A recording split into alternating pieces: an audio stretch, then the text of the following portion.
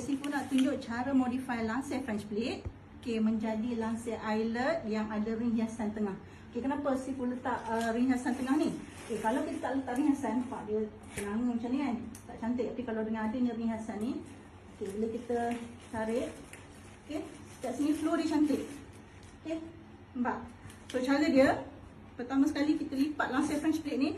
Jangan lipat belah luar, sebab kalau lipat belah luar kita tak nampak tape ni. Kita lipat belah dalam macam ni. Lipat 3 kali lipat. 1 kali lipat, 2 kali lipat. Masa lipat make sure bahagian atas ni sama sekata, dan 3 kali lipat.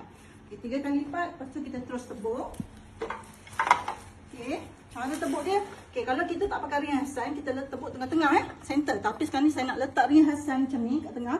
So kalau nak pakai ring hiasan, kita tak boleh tengah-tengah macam ni. Kita kena injak ke tepi sikit. Macam tu lebih kurang dalam setengah inci kat sini. Kat sini nanti Sif akan tebuk pula untuk ring hiasan. Sebelum tu sorry. Kita nak letak, kalau saya pasang ring kalau saya tebuk tape ni suntuk betul-betul sehabis kena plate ni. Nampak bila saya tutup, dia tak center tak center pada tape ni. So cara dia, injakkan tape ni ke bawah, ikut this tape yang ada ni, ikut line tape ni di situ. Jangan sehabis macam ni sini. Tutup.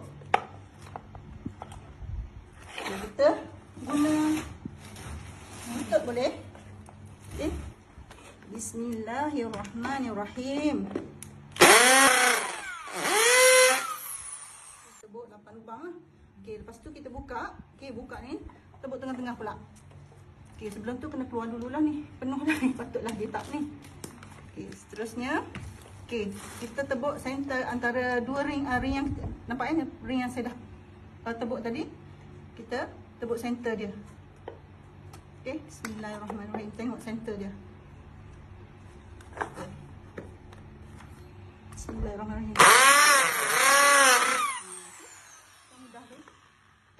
So kita dapat 12 lubang. Bila kita pasang, ini masuk pada rod yang tengah-tengah ni untuk ring hiasan.